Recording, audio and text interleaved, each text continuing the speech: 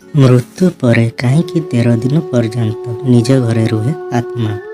जो प्रकार जीवन एक सत्य अटे सेहीपरि मृत्यु भी एक सत्य बोली समस्त को भल भाव जना अच्छी। जेते चेष्टा कले मध्य कहीं केबे मृत्यु को बदल पारे नहीं कहिबार अर्थ होउछि जी भी यही पृथ्वी रे जन्म नहीं दिने ना दिने ता जीवन हरइबा को पड़िबो।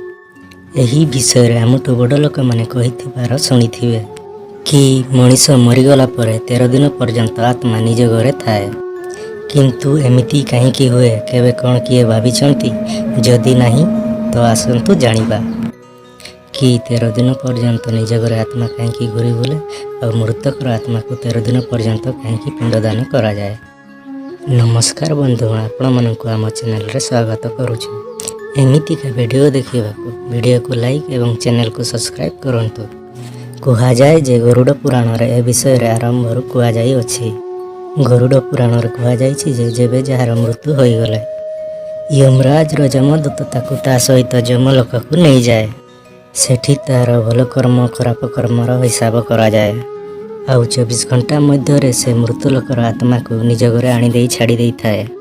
यमराजा निज घरे आत्मा को छाड़देला पर आत्मा निज घरे घूरी बुलू थाए आउ ता संपर्कीय लोक मानकु डाकू थाए। किंतु ता कथा को कहीं शुणी पारती नहीं। ताहा देखी आत्मा बहुत कष्ट करि थाए आउ ता मृत शवरे पशिबा चेष्टा करि थाए, किंतु से निज शवरे पशिबारे असफल होइथाए। गरुड़ पुराण हिसाब रे कहार भी मृत्यु पर 10 दिन पर्यंत पिंडदान करा जाइथाए।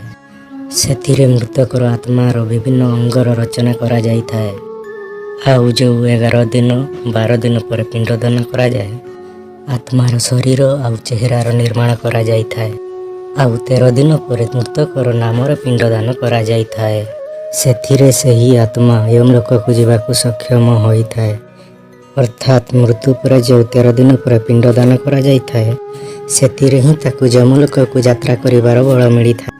सेथिपाई ही गरुड़ पुराण रे कहुई अछि मृत्यु पर 13 दिन पर्यंत आत्मा निज घरे घूरी बुलू थाए। आउ पिंडदान न कले 13 दिन पर यमदूत आत्मा को नेबारे बहुत कष्ट दे थाए। आउ मनीषर अतीतर भल कर्म खराब कर्म उपरे मध्य यमलोक को जीवा समय रे आत्मा को कष्ट मिली थाए। सेथिपाई जे कौनसी मनीष मरीगला पर तार पिंडदान करबा निहाती आवश्यक। आउ मनीषर अतीतर कर्म हिसाब रे मनीष को आउ थरे जन्म मिली थाए।